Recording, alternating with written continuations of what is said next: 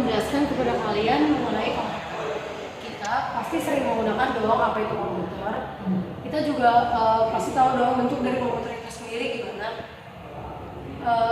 Mungkin kita hanya tahu bentuk dan cara menggunakannya doang, cuma kita nggak ngerti pengertian dari komputer itu sendiri. Makanya di sini saya akan menjelaskan mengenai pengertian dari komputer itu sendiri.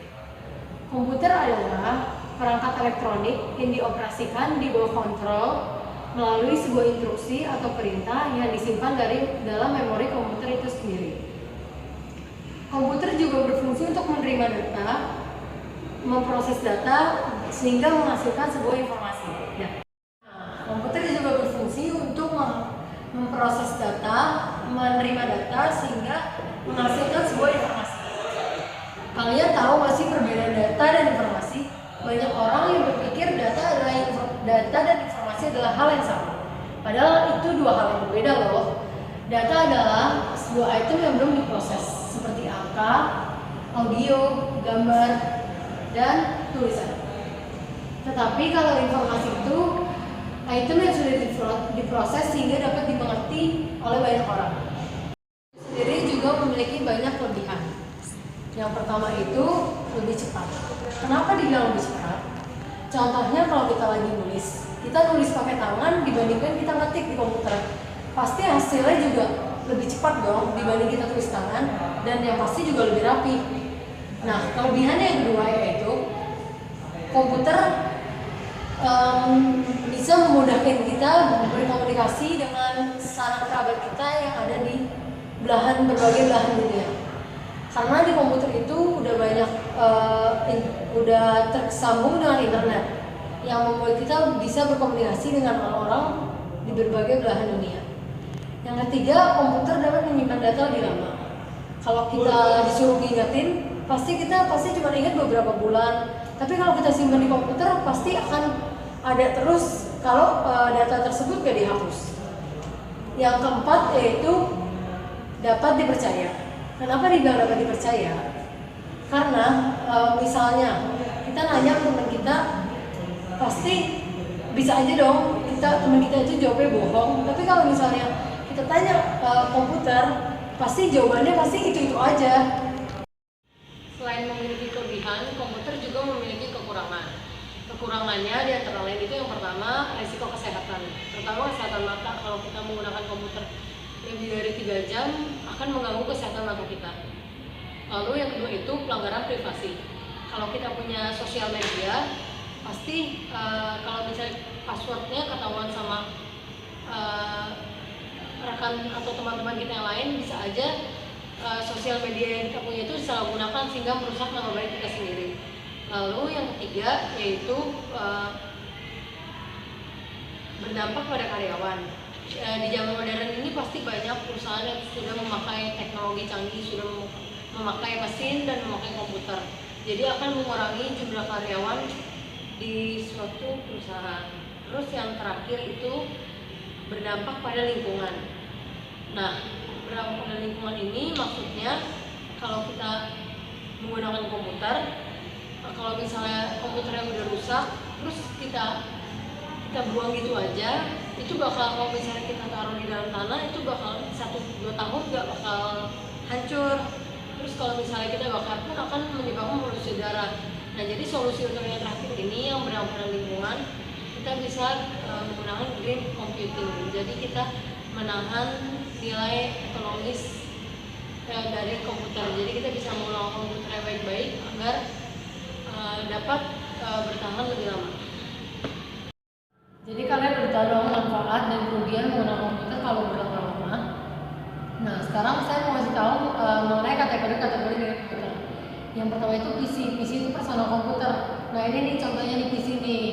Nah, ini PC ini biasanya itu ada di rumah, di toko, dan di lain tempat. Nah, PC ini tuh sekarang udah banyak punya karena modelnya banyak dan harganya juga relatif terjangkau. Nah, fungsi utama dari PC ini sendiri itu untuk mengubah input menjadi output berupa informasi yang diinginkan oleh pengguna.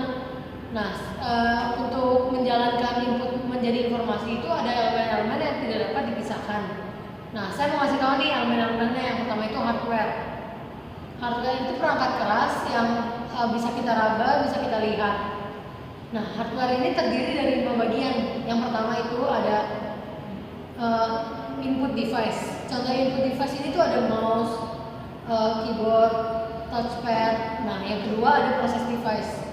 Proses device ini tuh contohnya tuh VGA card, RAM, ROM, CPU.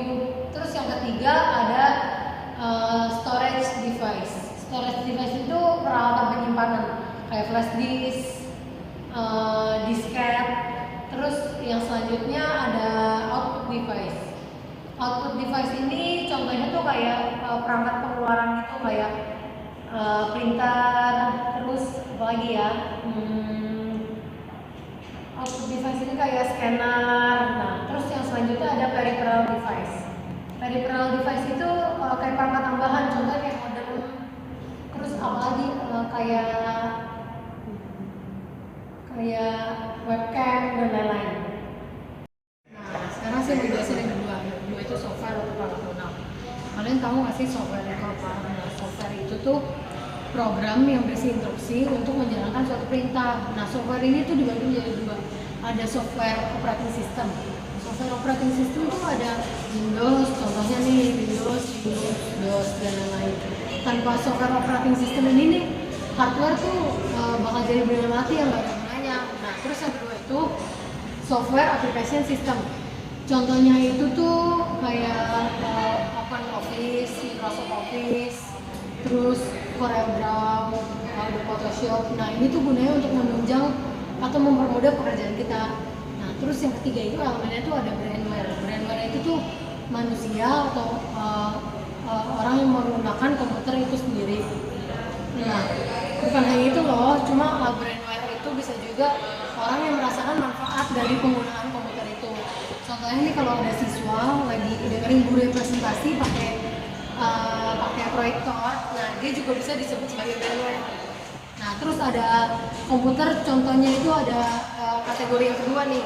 Tadi kan yang pertama PC, nah sekarang kategori yang kedua itu mobile komputer sama mobile device. Kalau mobile komputer itu tuh contoh laptop.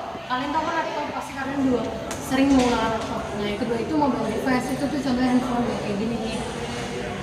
Nah, sekarang saya ingin menjelaskan 5 klasifikasi user atau pengguna komputer. Yang pertama itu ada home user. Home user itu pengguna komputer di rumah, kayak untuk keperluan pribadi, untuk hiburan, untuk mencari ilmu juga bisa di internet.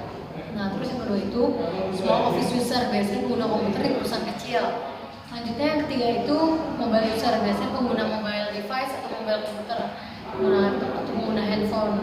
Nah, sekarang kan banyak bisa digunain tuh handphone di mana-mana, jadi gampang. Jadi banyak pengguna mobile user itu. Nah, terus yang keempat itu ada enterprise user.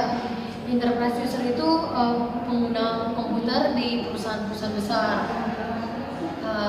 Yang terakhir itu ada power user. Power user itu tuh biasanya tingkat kesulitannya itu paling tinggi dan aplikasi yang dibutuhkannya itu sesuai dengan bidang-bidang yang digeluti. Nah, selanjutnya saya ingin menjelaskan mengenai penggunaan komputer di berbagai bidang. Jadi banyak di berbagai bidang itu menggunakan komputer, kayak di bidang pendidikan. Sekarang tuh guru-guru udah nggak ngejelasin semuanya lewat buku, jadi kita tuh bisa lewat presentasi, lewat PowerPoint. Nah, sekarang saya ingin menjelaskan penggunaan komputer di berbagai bidang. Sekarang kan zamannya udah canggih, jadi banyak yang bisa menggunakan komputer. Contohnya di bidang pendidikan.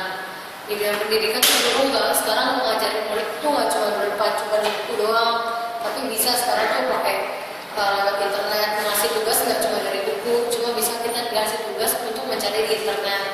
Terus ngajar juga nggak cuma nulis papan tulis, sekarang juga udah ada proyektor namanya, bisa ditampilin slide dari komputer ke slideshow-nya. Terus yang kedua itu di bidang travel misalnya. Kalau dulu kan orang mau jalan-jalan ke tiket, ke booking hotel, datang kan langsung ke tempatnya. Nah, sekarang tuh zamannya udah canggih, bisa bookingnya lewat internet. Terus yang ketiga itu di bidang kesehatan. Kalau nyari, contohnya nih kalau misalnya nyari data pasien. Nah, dulu kan mesti nyari di buku, ditulisin di buku. Sekarang tuh udah nggak kayak gitu lagi. Sekarang tuh kita bisa nyari, tinggal ngetik namanya di internet terus bisa ketemu. Dan itu semua cuma 3 dari beberapa banyak manfaat yang bisa digunakan manusia dapat menggunakan komputer. Demikian materi yang dapat saya sampaikan. Semoga dapat bermanfaat. Terima kasih. Dadah.